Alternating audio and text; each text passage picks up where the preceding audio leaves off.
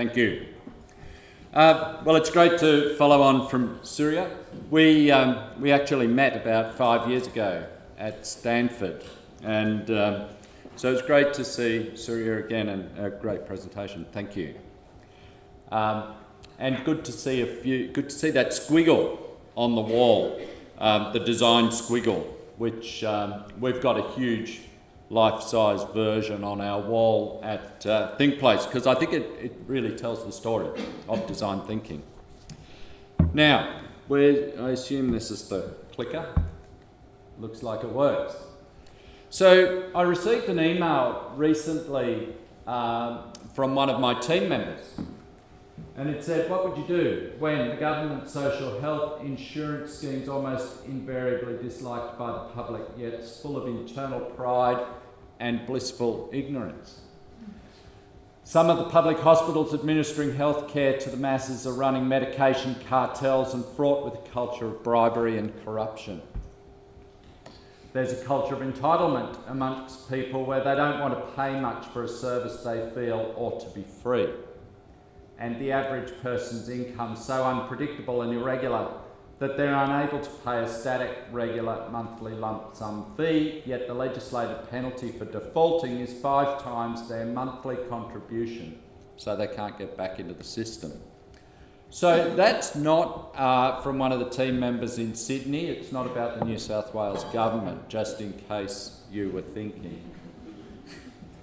It's actually from Kenya, and it's a project we ran recently over in Kenya. But what I liked about that is it's a great illustration of wicked problems. Now, it's pretty handy that Case and Surya and now me are talking about wicked problems.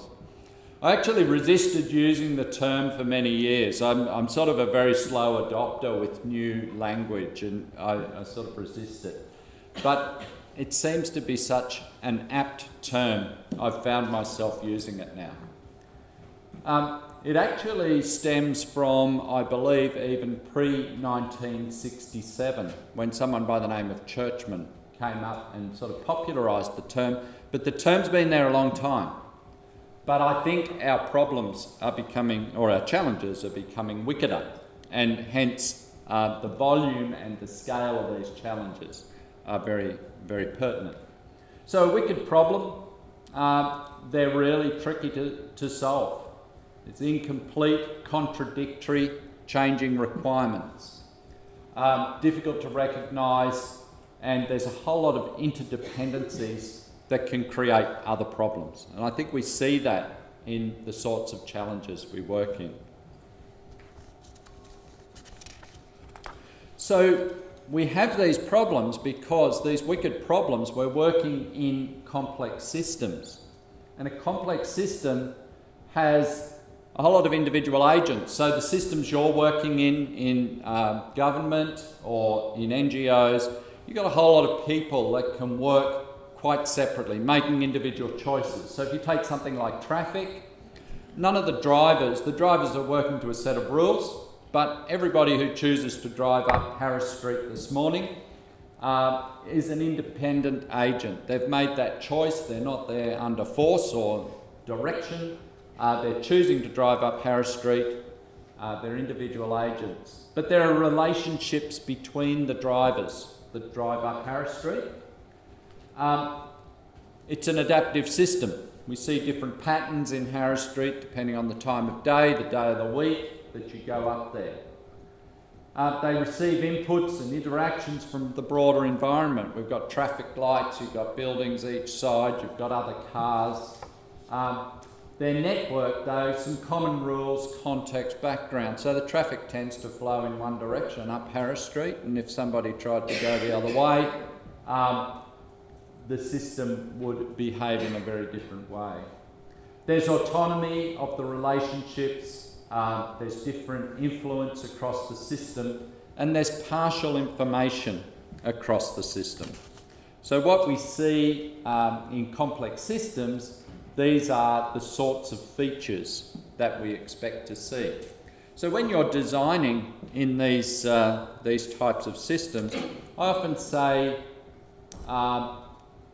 understanding how complex systems behave and wicked problems behave for the designer in these types of systems is a bit like the designer, the industrial designer needs to understand the properties of metals or the properties of steel, of ceramics, of glass, whatever they're designing in. So, you only came into this room because I said something about elephants and cobras, so we better talk about elephants. Now, this story, I think many of you will know, comes out of India from centuries ago from my research, but it's a story about diverse perspectives. And so the story goes that there were 6 blind men, and they were asked to determine what an elephant looked like by feeling different parts of the elephant's body. And the blind man who feels a leg says, well, the elephant's like a pillar. And the one who feels the tail says, no, the elephant's like a rope. But the one who feels the trunk says, no, the elephant's like a tree branch. And the one who feels the ear says, no, the elephant's like a hand fan. And the one who feels the belly says the elephant's like a wall. And the one who feels the tusk says, no, the elephant's like a solid pipe. Now, of course, we know the elephant's the elephant, and they were all right. But they all had different perspectives on the system. And systems thinking involves seeing the whole and not just the parts. So not just the trunk or not just the tail, but the whole system. So the systems we work in, and this afternoon where one of the streams I think is looking at an e-health example. So let's imagine we had 8 blind people looking at the e-health system. The clinician would give us their view of the system about clinical safety and delivering healthcare. And the health administrator would look at the system and say, no, it's about balancing out scarce resources, and we've really got to get a proper balance of those dollars across the system. The IT expert would say, no, this is really a problem about, we've got these databases and we've got these middleware and we've got these interfaces and we've got to get all that stitched together. And the usability expert would say, well, no, we've really got to get these screens right. They're really the central piece. But the lawyer would say, no, this is a problem about privacy. We've got incredibly sensitive information in an e-health record. We have to do something about the privacy. But the accountant would look at it and say, does the business case stack up? We're spending $500 million. Is it actually going to give us a proper return on investment?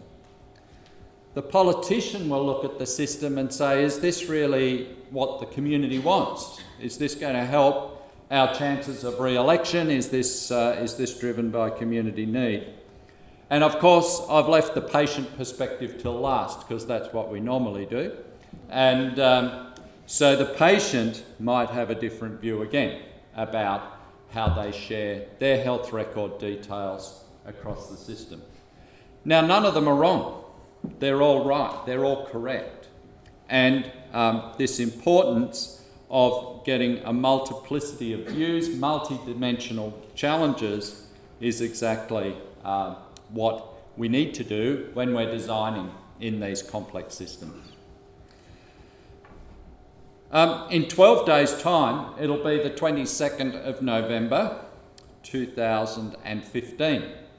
I started ThinkPlace on the 22nd of November 2005. And so we're coming up for 10 years old. Big party, I believe. We can't decide, because we're designers, we can't decide what sort of party is most fitting. So we really haven't got any plans whatsoever. Any thoughts will be helpful. So we've now got 60 people at ThinkPlace, and we're working in at least 4 countries today, probably 5 in fact, to be truthful. And many people know us as a design thinking and innovation company working in these types of complex challenges. We're careful not to get dominated by one method. Design thinking and innovation we're definitely experts in. We like to bring in some other expertise, but the thing that really unites us as a company is everything we do is about creating public value or shared value in these sorts of complex challenges. So we're really interested in changing the lives of individuals, but also making sure it works for a greater common good. So we really look for, in our team, diversity. Diversity of thinking. So design thinking, understanding complex systems, behavioural insights, regulatory theory, ethnography, service design, digital design, and so on. We look for a range of backgrounds. In our case, because we work a lot with government, we don't only want government people, but we don't only want non-government people, so we look for a mix. We look for a mix in age, gender, ethnicity. We've got a good representative sample between Nina and myself today of cultural difference. And disciplines. We've got people with maths, industrial design, business, law, visual design, marketing, public policy, medicine, science, architecture, and I'm sure there are others. They were the ones I could think of. I think we represent just about every faculty of a university. So, Surya was talking before about these T-shaped people, and so we look for a whole range of different depths of discipline, but a lot of breadth as well. So the challenge with this sort of old notion of a lone designer is that the lone designer thinks, if I work alone, my chance of success and my level of success will be high, because they're thinking, I can eliminate a whole lot of noise, I'm not going to have a whole lot of arguments, I can sit there and I'm smart, I can dream up the best possible solution. But the reality is that the lone designer has a low likelihood of success and a low level of success. And I could give some cases. Cases are always challenging in this situation because you're embarrassing a whole team of people who worked on some sort of project. But I might give one, given we're in Sydney and not in Canberra. The Pink Bats program. When you look at that, now a lot of you will know about that program. It was a program where the government wanted to get a lot of expenditure out to pump up the economy. Also, environmental measure, increase the insulation in the homes. The project really, when I say lone designer, it was quite a small team that got involved in the design of that activity, and quite deep in the organisation. It didn't have a lot of senior levels of interest. There were a lot of people saying this is a high-risk activity. High risk on a whole range of reasons. High risk because there weren't enough pink bats in Australia to cope with the demand, and so we'd have to ship out container loads, ships full of this stuff to insulate all the houses. So it was going to disrupt a natural market. But worse still, people were saying, look, the ceiling space in houses is unregulated. There's lots of wires and things running around there. And if you're rolling out metal foil type things in ceiling spaces, you really do run some risks, some health and safety risks. And unfortunately, and quite tragically, 4 people did actually die installing this material in the roof spaces of houses. So there were a lot of unintended negative consequences, and the mop-up process was huge. So it's not just that, I mean, it's tragic that 4 people died. The mop-up process took really years and is still going on to a small extent. If we flip this, the collaborative designer has a perception, could have a perception, do I really want to involve, well, in Syria's case, do I really want to involve billions in working through this? Yet, the reality is if they do, the likelihood and the level of success is very high. Because in the design process, a whole range of the considerations have been taken into account, and so the system actually works. So let's, we promised you a story about elephants, you've had that, so now you can have the cobra story. I like the cobra story. In British colonial government in India, they were worried about the cobra population. And so they decided to offer a bounty on dead cobras. So they introduced this scheme, and initially the cobra population went down. Very successful in bringing the population down. People went out and gathered these things, and people who'd been previously not very wealthy started to get some money. So it was a great thing. However, as the population went down, the problem was there was less money around now for these people. So what they did, they decided, well, what if we breed cobras? Then that'll work for us.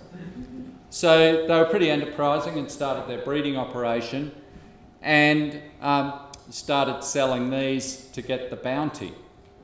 So that worked pretty well for a while, and then the British government were scratching their head because they're thinking, well, we seem to not be making any inroads. We see the bounty fee seems to be going up. And in fact, what the breeders decided was it's actually too dangerous to get out there and catch the native snakes. So we're going to stop doing that. We're just going to sell our bred ones. So the population went back to sort of the same level as before, but the British government were forking out all this money. Now, then the British government wised up to it and realised what was going on, and they said, okay, tomorrow, scheme's off. We're not having the bounty anymore. So the breeders thought, oh, that's a blow, we'd better get rid of all these snakes, so they let them out. So, a great story about not that complex a system, but a complex system enough, and the effect of unintended consequences. So that was then, this is now, we're much smarter now, we wouldn't do that, of course, would we? Just looking at this is a clip off the ABC news site on the weekend. Healthy welfare card, Ceduna community remains divided ahead of federal trial.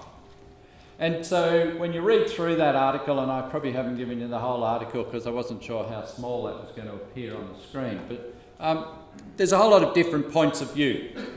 There's people out there who spend their welfare on drugs or alcohol or gambling. Shouldn't we say you can only spend it on food? And then there are civil libertarians who say, well, what business is it of ours to say what people can spend their money on or not? Then there are others who are saying, well, sometimes there are emergencies and people have to spend money on healthcare or rapidly have to get down to Perth or somewhere. If all their money's, if they can only spend money at the supermarket, what help is that? So there's a whole lot of different points of view. And this really fits the sort of definitions of the wicked problems that we described earlier. But the good news is, I think the approach being taken here, let's trial it in Ceduna, provided it's properly evaluated and provided those doing the evaluation recognise that you can't necessarily, what works in Ceduna can't necessarily be scaled to other contexts.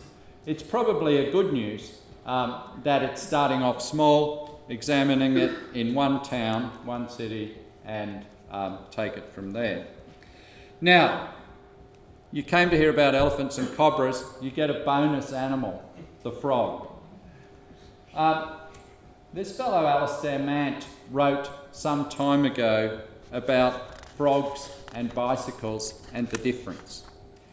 If you get a bike and you decide you need a new cog on the back of that bike, you can pull your bike to bits, you can clean up the bits, you can go to the bike shop, you can buy a new rear cog system or cassette system, you can reassemble your bike, and your bike will, if you're half competent, it will work. Try doing that to a frog. If you've got a sick frog and you sort of start taking it to bits and you pull out the muscular system and the digestive system and the nervous system and you lay it all out neatly on your bench, it's probably not going to work too well when you put that frog back together again. You may well have some problems. Now, Alistair Mant, who's from the UK, who's been around, he's written a few books in this subject, maintains that most of our problems have a more froggish nature than a bikish nature. And so this notion of decomposing things into their component parts is quite a challenge. And he points to the British rail system where he talks about they've lopped off bits. You know, they've sold bits of the rail, bits of the signalling, bits of the carriage, and now the thing doesn't work as a system because they've decomposed it into different bits, sold all the different bits, but the interfaces now don't work. So, to bring all this together, what does this mean for designers? What was your term at the middle? Design champions? What was your middle circle? You had design fluency, design mastery. So probably those in design mastery or design leadership, what does it mean? And so one of the key things to get across is the power of diversity. Don't just tolerate diversity. Sometimes we tolerate it, but don't tolerate it, embrace it, be authentic about it. Don't seek to control, seek to inspire. Secondly, embrace the risk of engaging people. So take that risk. Don't be like that lone designer sitting in the office, but embrace it. We see ourselves at ThinkPlace, used to have stockbrokers or whatever. We see ourselves as voice brokers. We're in the business of brokering voices, bringing them all in, and really giving legitimacy to that breadth of perspective. Don't seek to control, seek to inspire. Again, picks up a strong theme from Surya. Recruit people who are smarter than you. This is what I always do. It's not very hard. Recruit people who are smarter than you and then don't tell them what to do. That's really easy, really easy to do. And people who are different from you. We tend to like to bring in people that are the same as us. But we actively look, I'm pretty proud, our last recruit is an African doctor. It's looking to get that diversity of perspective. Inspire people around the challenge, the vision, the values. Don't use techniques that work for a machine on a complex system. So don't use those decomposition type techniques that we love to use, like business process mapping and all this sort of highly technical engineering stuff. There's a place for that in complicated challenges, but complex systems, that's not the place. And finally, and I wanted to finish on this point, balance nobility and humility. I've just got a final story to illustrate that point, which is, there's an old Jewish proverb that says a person, it actually says a man, but in the interests of diversity, I'm going to say a person should walk around the planet with two pieces of paper in their pocket. On one piece of paper should say For me, this world was created. And on the other piece of paper, it should say, I'm nothing but dust. And I think that is a really great attribute for a designer. That balance of nobility, but never letting that get out of control with the balance of humility.